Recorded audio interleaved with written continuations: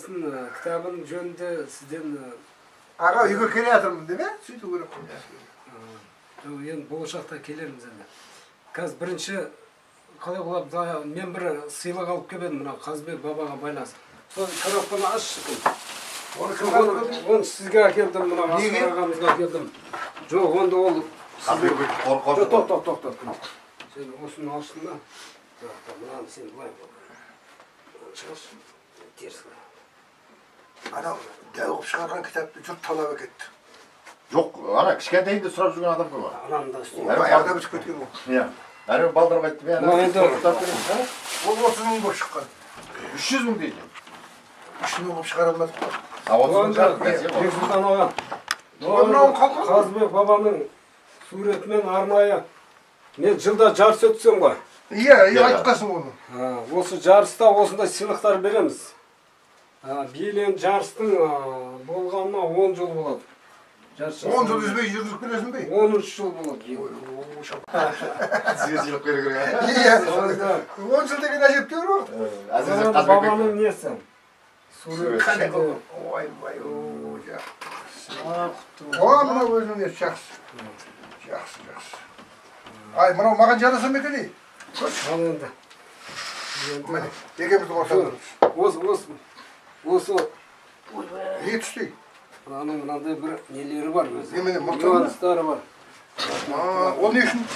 Мына қалған ретінде тұрған нәрселер ғой. анадай шеттен шығып тұрады ғой. Дұрыс. Жақсы екен. Тұра тұрсын. Кел. Ол енді екінші құрметті адамымыз Асқар аға.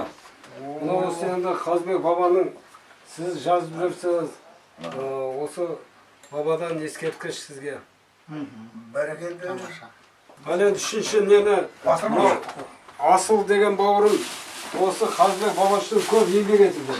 Бүкіл қазаққа танытып жүрген азаматқа қазір айландырып жүр кім. Сен өзің түсіріп ал енді, кімге берсең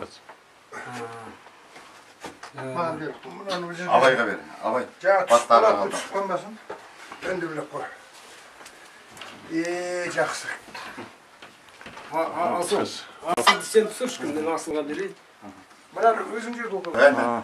Біздің ауылда жоқ ол. Сіздердің ауылда жоқ па? Жоқ. Шапыршылық баяғыда береді. Асыл бауырымның сенің ауылдардан көреді. Ол енді былай қарағанда мал иесіне беріп береді. мынау ерекше, мынау ағы бар. Жақсы екен. Енді бұл жасқа кішкене ақтауын бердік. Жақсы. Рахмет аға. Асыл саған енді сенің еңбегің осы арнайы осы келердің алдында заказ бердім аға. Жақсы. Үшеуіңізге арнап арнайы Көп жаса. алып келіп сіздердің жаңағы еңбектеріңізді өзімше бағалағаным ғой, енді аз ба көп па енді. Ол аз көптік болмайды. Сосын кейін мынау үйден Жегат берген. мынау үйден дәмдеп мынау не алып отырмыз енді сізге. Сыйға берген аттың тісін ашып қарамайды. Жаңағы қымызыңнан таққайдылар.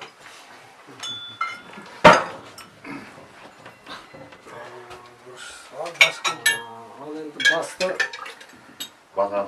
Асқар отыр. Қазір отырады. Сізге қымыз құйып қойған. Қымыз қойып жүрсің. Кім берді қымыз? Мына келінің аты кім десем Асқар Зүлфия. Ар жағы өзбек қойды, өзінен алыстатып отыр бұл жігіт. Біз қалдықтаймыз ғой бастан. Дұрыс екен. Бала шағалар өсіп отыр ма? Құдайым аңдасын, Қадыр бабам қолдасын. Әулетімізде еш жамандық болмасын. Бала шағамыз өсіп өніп, ел жұртына ие болсын, сөзіне ие болсын, өзіне ие болсын, мемлекетіне ие болсын. Көрген қызықтары көп болсын. Өсіп өнсін, өмір жастары ұзақ болсын, дендері сау болсын, елімен бірге, жұртымен бірге, мемлекетімен бірге бақытты болсын. Тебе табыс дейіксің.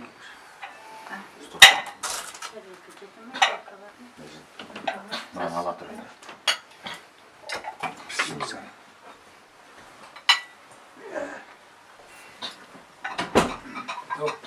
Кел, тамақ іш. Кел.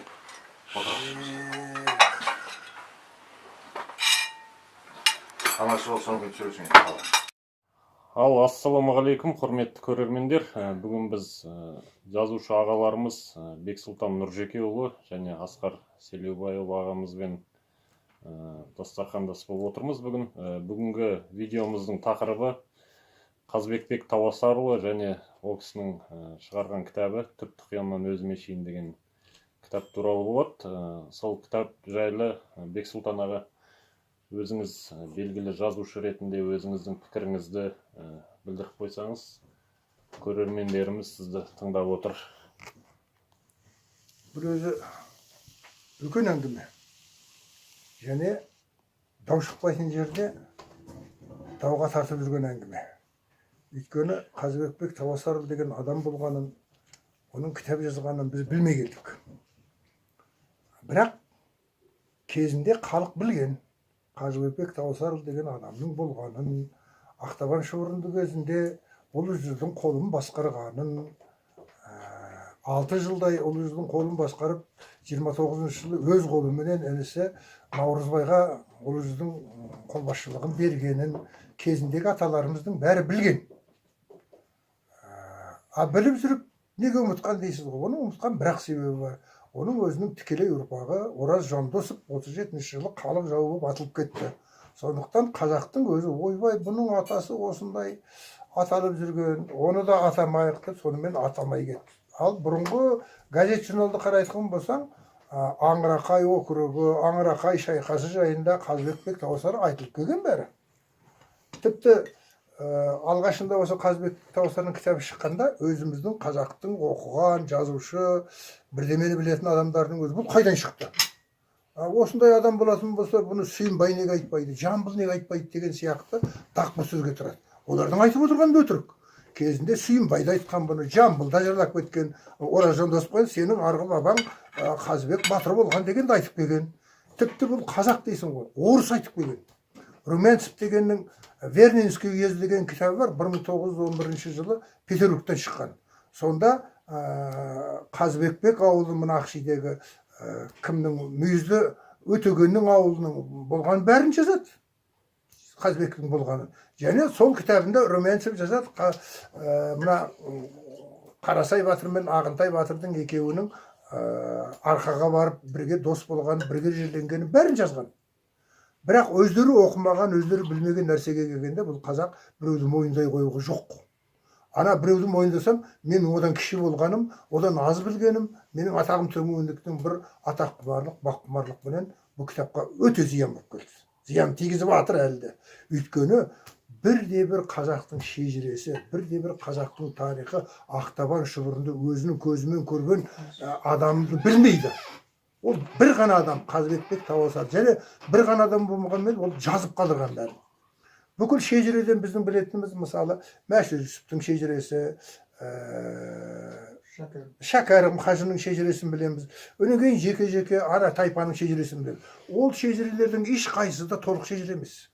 Әріден бастамайды. Беріден өзінің арғын болғаннан бері, найман болғаннан бері, шапырашты болғаннан бергілерді білетіндер бар, бірақ арға қазақтың түбі атасы кім болғанын біле бермейді. Оның өзін кезінде мына орыстың мына Арестов деген адамы мына қырғыз жерінде шенеунік болып істеген, өнен кейін Крафт деген орыстың оқымыстылары болған. Олар орыс-қазақ қатынастары. Сонда қазақтың ең басында басталатын Қадыр Қалша деген адам екенін солар жазған. Қадыр Қалша жайында мысалы Мәшһүр Жүсіпті айтпайды, Шәкәрімді айтпайды. Тек Қазбекбек Тауасарұлы жазады. Және олардың тайпаларын Қытайға қарсы соғысқанда сол бәрін анықтап айтады. Жарайды, оның бәрін қойып, біз кешегі кеңес үкіметі кезінде бәріміз бір-біріміз сыбырлап болса да айтатынбыз. Мына ұлы жүзді Ағар істейді екен, орта жүзді Жанар істейді екен, кіші жүзді Бегар істейді екен деп. Бұл қалай екеуі де бір атпен жазылады ол Бегар бір. Сөйтсек, Қазбекбек Тауасарұлының кітабынан оқып қарасаң, бұл үшеуі де арыстың балалары екен. Ағарыс деген екі баласын үлкен ауыл деген сөз. Өнен кейін бұлардың бәрін жүзге бөліп келдік қой біз. Жүз дегенді біздің тарихшылар жүздеген санмен байланыстырып кетті. Жүзден әскері болыпты, әрқайсың деген енді ана түсіндіру керек қой бұл жүздеген сөздің екенін. Ол кейін ғылым дами келе көрдік, жүздеген сөз ешқандай сандық мағына жоқ. Бұл ауыл, аймақ дегенді білдіретін сөз.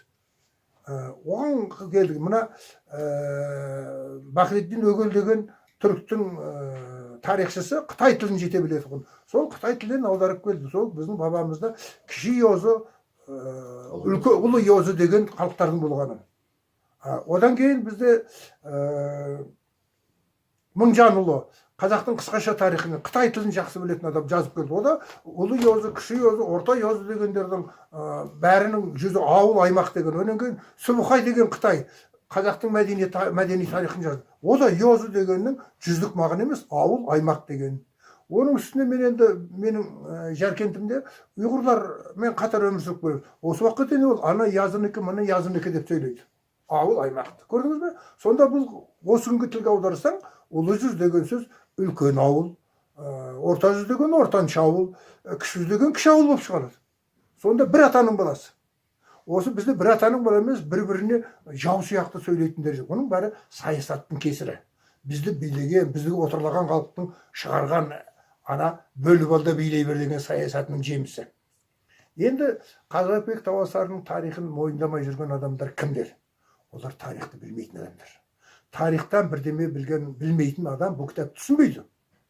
Түгі жоқты. Бұл осыншама қазақтың тарихы қайдан шықты? Қазақ ешқашан бұндайға қол жетпеген деп қарайды. Қазақ мүмкін емес деп қарайды. Бұл кісі қазақтың ежелден қалатқан ел екенін, олы сақтан, құннан, түріктен, содан қалған үйсін мемлекетінен, қаңлы мемлекетінен, құн мемлекетінің ұрпағы екендігін дәлелдейді бұл кісі. Оған қазіргі ұрпақ нан алмайды. Өйткені білімі жетпейді. Ол еш жерде жазылмаған, көрмеген. Тек орыс ғалымдарының жазғаны түрік дегендерді, олар сақ пен құн ағайын туыседі, одан көк түрік шықты деп ешқашан дәлелдемейді. Анау заманын айтады, бұлардың бәрі бір ұрпақтан тараған деп таратпайды. Быт-шыт қалады. Тіпті кешегі көзіңіз көрген Атилланы орыстың батыры қылады, Шыңғысханды отырды. Олардың бәрі біздің бабаларымыз. Өйткені Карамзинді оқыған адам, ең құрмаса Соловьевті оқыған адамдар бүкіл түрік тайпаларының Европаға, Ресейге сіңіп кеткенін көзімен оқиды. Оны да оқымайтын ұрпақ пайда болды қазір.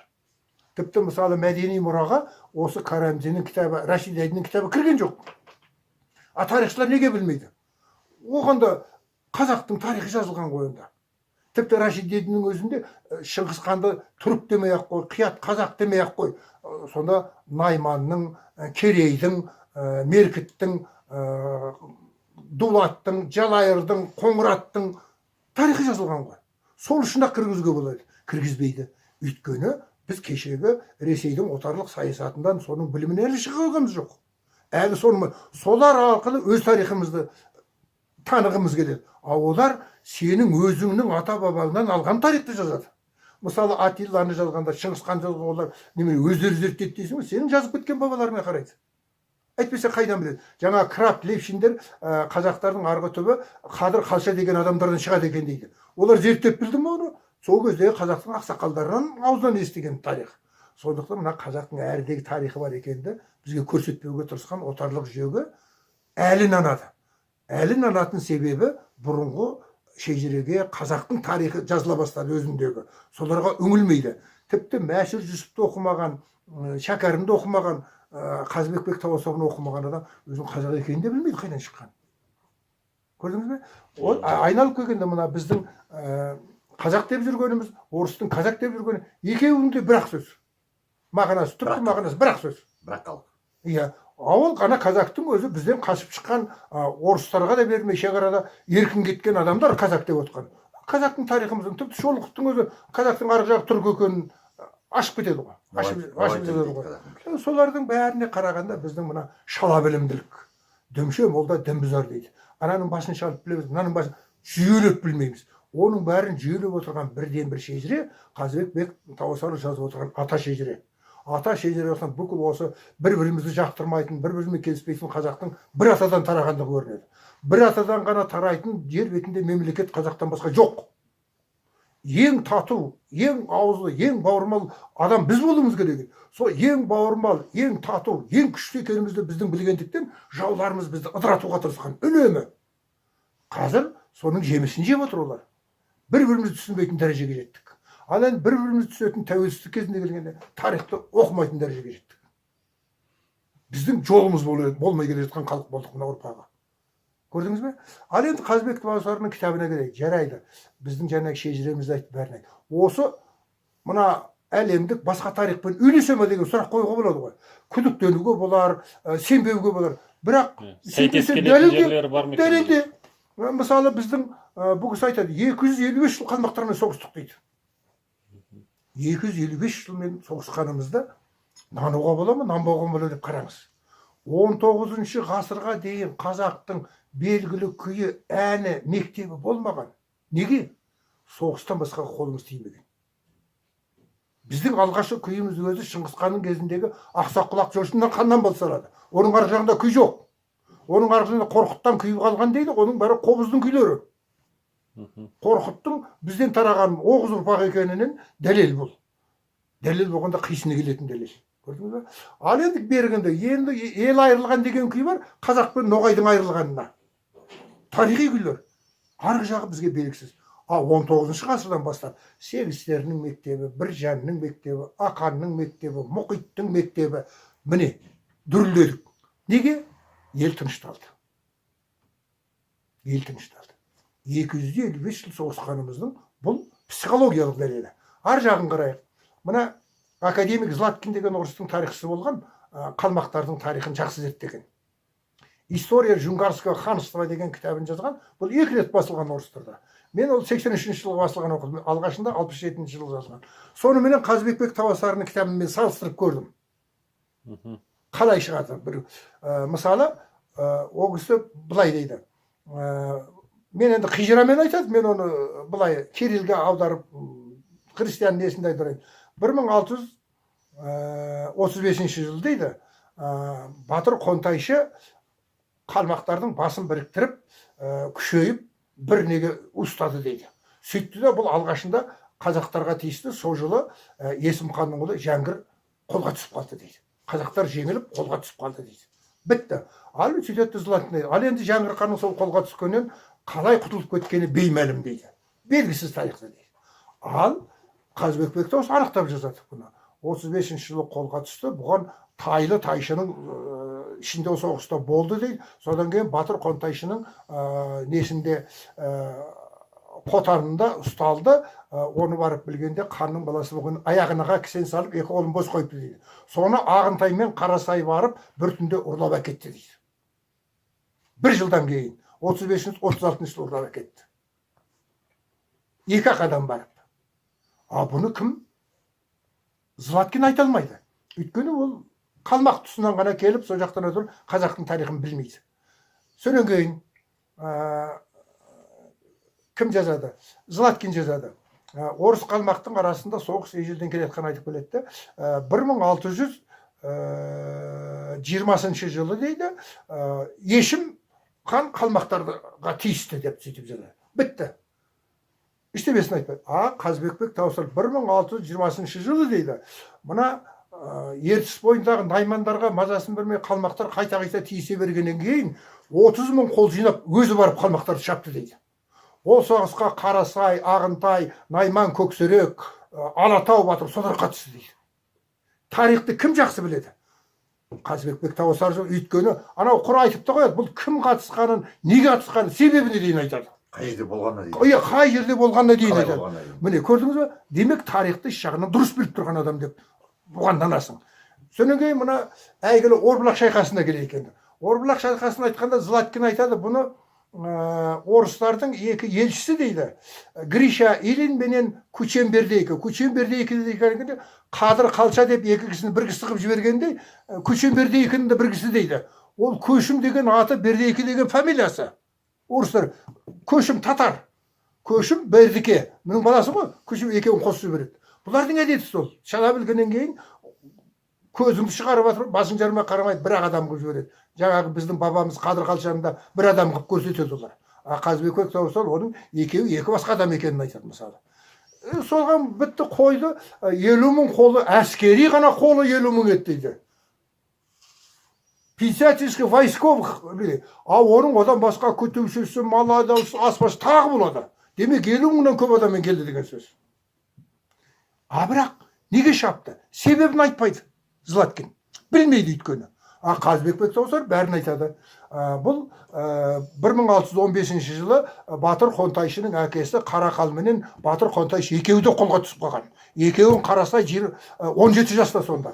Қолға түсіріп әкеліп тізерлеп тұрып Есім ханның алдына, міне бұдан былай біздің қазаққа қарсы шапқан адамдардың бәрін сіздің алдыңызда тізерлетіп тұрғызам дейді.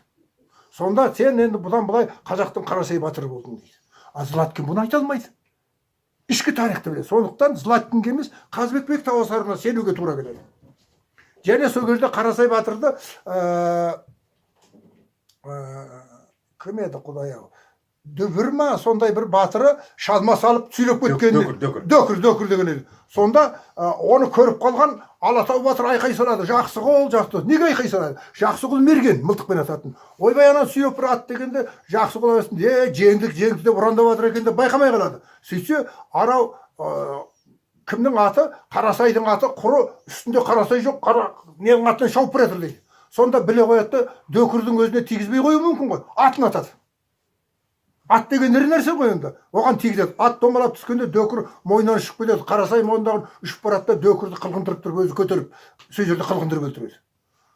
Бәрін рет-ретімен нақтылап айтады. Сонда Златкин құр оқиғаны айтады. Мына кісі кім қатысқанын, қалай болғанын, кім жеңгенін, қай жерде болғанын түгел айтады. Көрдіңіз бе? Ал енді жаңағы Орбұлақ несін, қазір Орбұлақ, ол кезде Орбұлақ деп айтпайды ғой. Сол қай жерде болғанын айтпайды мысалы Златкин. Осындай шансы қазып соғысты дейді, 50 мың қолды сөйтіп, 10 мыңын 600 ғана қолменен Жәңгір жеңді, 10 мыңын қырып жіберіп, 2 рет соғысты, 3-ші рет соғысайын дегенде Жалаңтөстің келе жатқанын көрді дағы 20 мың қолмен шегініп кетті дейді. Қазыбек тіпті айтады. Бұған Жәңгір хан бастап келді, оған 4 адам ерекше осы соғыста көзге түсті дейді. Біреу Қарасай, біреу Елтінді, сол жерді тауып бірігін. Өнен кейін Арғын Қомпай, үшіншісі Мерген Жақсығұл дейді. Көрдіңіз бе? Соғысты рет-ретімен. Ол жер дейді сондай әдемі қазылған, бүкіл бәрі аттарын тығып қоятын, мына ненің астына, төбенің астына қойды. Қызылқия деген жерден өзі 300 қолменен Жәңгір ат қойды. Жарбұлақтың қасында Қызылқия. Ол жер осы күнге дейін солай аталады. Көне Жаркенттен күншілік жер дейді. Бәрі дәл келеді. Көрдіңіз бе? Кім тарихты біледі дегендер. Ал енді сол кезде Қазыбек Бектауысардың өзі қайда тұрған дейсіз ғой. Бұл Матай, қазіргі Матай тауының қасында Шоқанның сүйегі жатқан қоян көзде болған адам. Орбұлақпен екі ара атпен жүретін бесең бір 20 шақырым. Қазір мәшинемен жүрсең 30-35 шақырымдай жерде. Оны айланып барады. Оны барып бұл кісі көрген. Сен бұны көргенде мен деді, бұны жасаған, соғысқан адам әскери әжептәуір білімі бар адам жасаған деп тұрып баға береді. Көрдіңіз бе? Сонда шет елдің тарихы Златкинге бас игеніңменен Қазыбек Бектауысар оның бәрін рет-ретімен қояды. Орын-орнымен қояды. Көрдіңіз бе? Өнен кейін бір бізде аңыз болып жүрген, мысалы Қабанбай батырдың жырын алайық. Аңыз болып жүрген несі бар? Қабанбай атқа мінетін, атта болмайтын күйге түсетін кезі бар. Сонда Дәулетбайдан ат сұрайды. Дәулетбай атын бермей қояды. Сонан кейін мына қырғыздарды шапқанда бір ағатандар қолға түсіп, солың бөлгенде Наурызбай аттарды бөліп беріп, соған кімнің өкпелегенін Дәулетбайдың өкпелеп Қабанбайға тіл тигізген аңызбен айтамыз ғой. Бұл кісі оның бәрін рет-ретімен айтады, қалай болғанын, олардың Бұқардың келіп бұларды қалай татуластырғанын, Бұқардың әйгілі өлеңі әй Абылай дейтін өлеңінің қалай шыққанын бәрін ретімен айтады. Ал бұл өлеңге нанбайын десең, қазіргі біздің 5 ғасыр жылы деген жырда Бұқардың өлеңі бар ғой. Сонда қарасаң, орта жүздің батырларының бәрін дәл айтады. Ұлы жүздің бірде-бір батырының атын дәл айтпайды, бәрі бұрмалап айтылады. Қазыбек Бектауысардың бәрін дұрыстап айтады. Демек, бұл өлең түп нұсқа. Қазыбек Бектауысарында Бұқар өлеңінің түп нұсқасы тұр. Бұқар кезіндегі дұрыс айтқан, кейінгі ана орта жүздің қалындары ауызбен ауыз айтқан. Олар біздің батырларды білмейді ғой. Сондықтан Көшкінбай деп, Молдабайды, Малдыбай деп сөйтіп ауыстырып жіберген. Сергейлік, Қаратілек, Тілеуке деп қойды. Сөйтіп қояды. Ал бірақ соншалықты адам танымастайық бұзып жібермеген, бірақ кісінің аты болады дегендерген ұра берген ғой. Ана кісіні оқысаң бәрін орын-орнына қояды. Ұру мені дейін, бәрі мені дейін. Мысалы Қасқарыны олар Қасқарау деп жіберген. Қасқары баласы Молдабай деген бар ғой. Оны Қасқарау баласы деп жүрген. Қасқарау деген аттар бар ғой. Ұру бар да.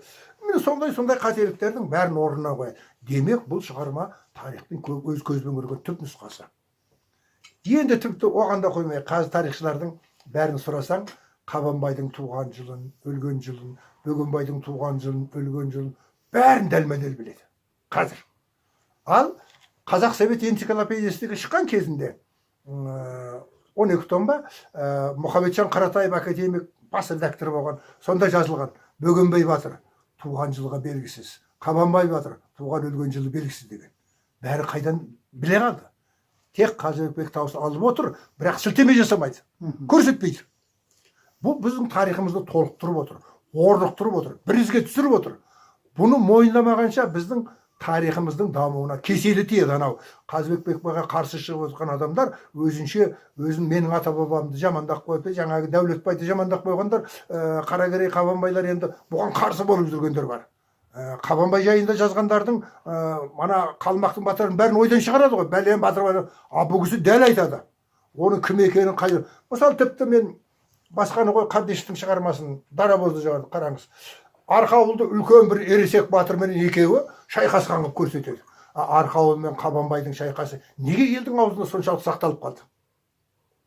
Себебі ол кезде Қабанбай 65-тен асып кеткен, 67 шамасындағы ақсақал адам.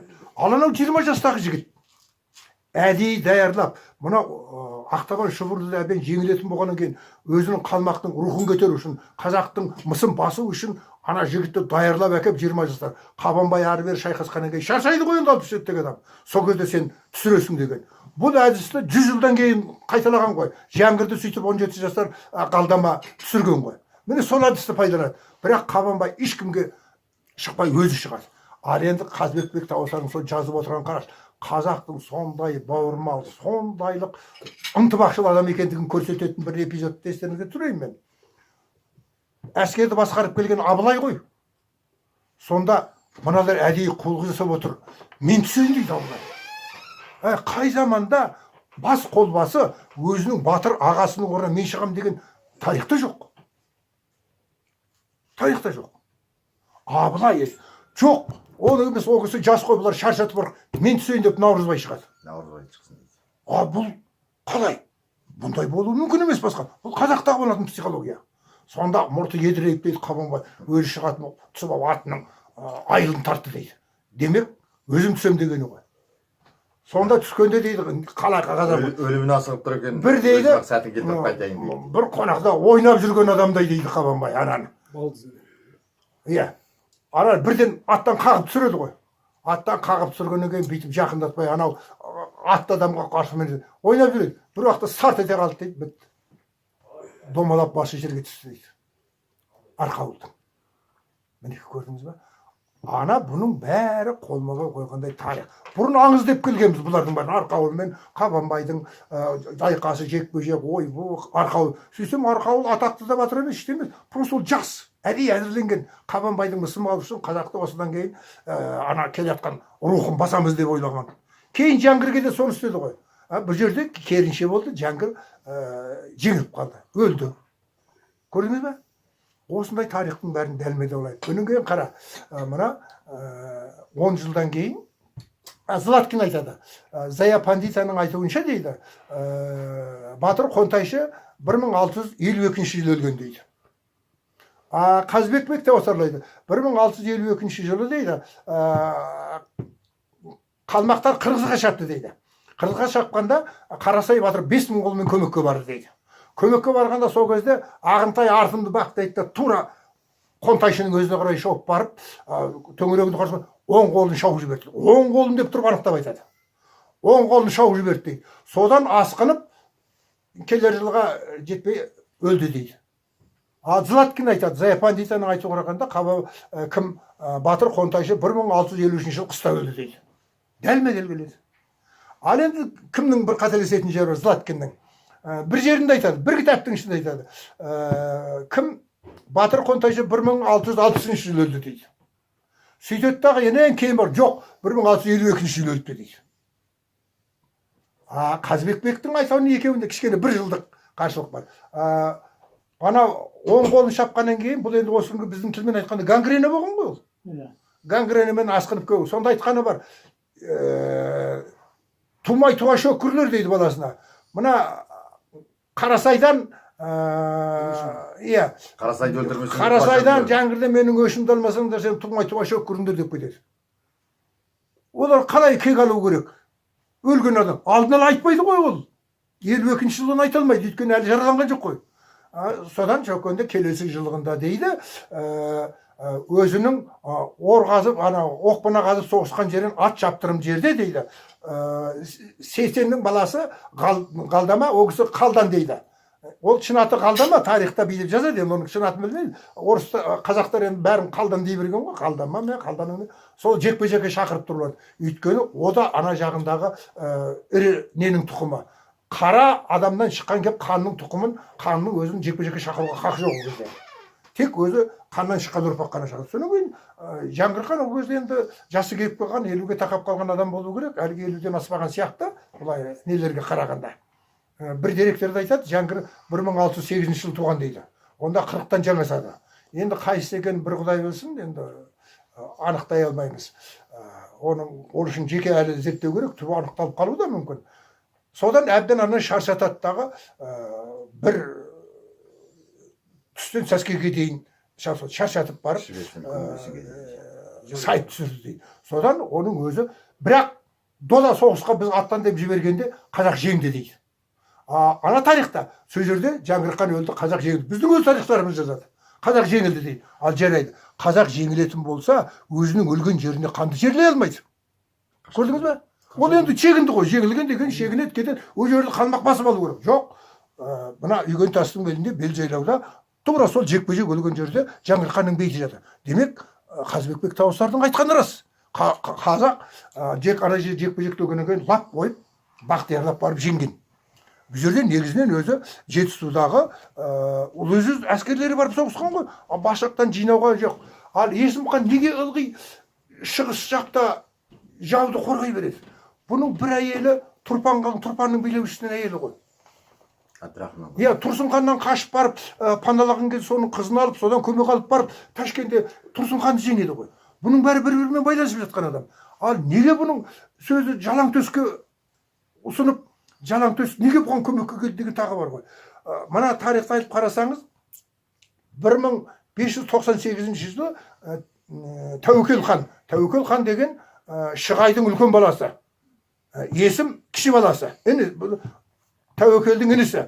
Тәуекел 100 мың қолмен аттанып барып, Самарқанды өзіне қаратады. Самарқанды өзіне қаратады да 20 мың қолменен Есім ханды сонда қойып, өзі Бұқарға шабуыл қойып кетеді. Бұқарға барып шабуылдаған кезде, сол кезде өзі жараланып 40 күннен кейін қайтыс болады. 1598 жылы Есім хан қан болады. Сол кезде тағы былай қараңыз. Жалаңтөс 1598 жылы Бұқардағы әскери оқуды бітіріп келіп, Самарқанға келеді. Сонда Есім хан да, Жаңғырық хан да Жалаңтөспен таныс болды деген сөз. Міне. Ал енді Жалаңтөстің қазаққа көмектесетіндей не өтіп кеткені бар дегенде, осы біріншіден Есім ханды жақсы білген Жалаңтөс, және сол кезде 20 мың қолмен тұрғанда, сол кезде о да Самарқанда. Оны тарих жазбайды, осы жерде екеуі келді. Бірақ ойлауға болады. Мынау 20 мың қолменен қазақ келіп тұр. Мынау өзі әскери оқып келген адам, Имамқұлдан оқып келген. Ана Имамқұлдан неде оқиды? Бұқарда оқиды. Одан кейін барып араб жерден оқып келіп отыр ғой. Сонда және Шыңғыс ханның соғыс әдістерін оқып келген Жалаңтөс. Оны тарихта ашып айтады. Міне осылардың бәріне қарап отырсаң, ежелгі байланысты. Ал енді Жалаңтөс сол кезде, сол енді біздің тарихта айтады, 17-ші ғасырдың бастарында өзінің несі 1612 жыл болу керек, Имамқұл Бұқарға қан болады. Бұқарға қан болғанда Жалаңтөс көмектеседі оған. Өйткені шәкірті ғой. Өзінен оқыған. Соған көмектеседі. Көрдіңіз бе? Сонда бұл Жалаңтөс өзі 5000 қолды тұрақты әскер қылып жинаған. Өзінің бұрынғы атасынан қалған дәстүр екен. Соны қалады. Және кім? Имамқұл екеуі жақсы байланыста болады. Кейін Имамқұл қазақты шауып, бала шағасына дейін бесіктегі балаға дейін қырғанда екеуінің арасында қырғиқабақ болып екеуі араздасып жүреді. Бірақ кімнің ара жалаңтөске қарсы шығуға шамасы жоқ. Өйткені дейді, тарихтың өзінде жазылады. Кім? Имамқұл екі адамнан сескенетін еді ол кезде дейді. Біреуі алшын жалаңтөс, біреуі Қатағанның батырын айтады, екеуін айтады.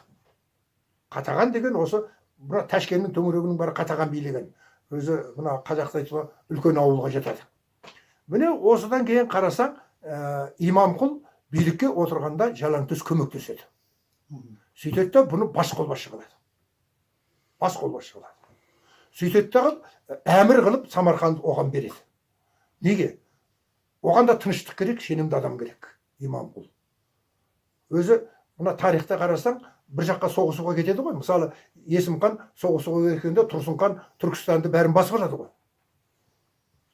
Тұрсын хан сеніп кетеді. Ондай нәрсе. Ағайындыз ғой. Екеуі енді бір неден тарайды ғой. Ал қалмақтарда да ондай болған.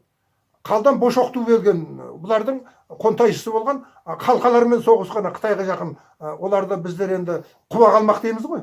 Орыстар белый калмыки дейді. Мына қара қалмақ деген бері. Соған соғысуға кеткенде өзінің жиені Себенрабдан келгенше елді басып алады. Содан қандықтан да айырылып өз жеңіліп келгенде Иван Бошоқту өзін-өзі ішін жарып жібереді ғой. Ызалдан. Бұндай болған. Сондықтан бізде хандар, биліктердің бәрі бір жаққа кеткенде орын тапсырып кетеді. Өзі сенімді адамдарын қалдырады, әскерді қалдырып қояды. Әйтпесе, ол келгенше сарайлық төңкеріс дейміз ғой. Сондайлар болып кетеді.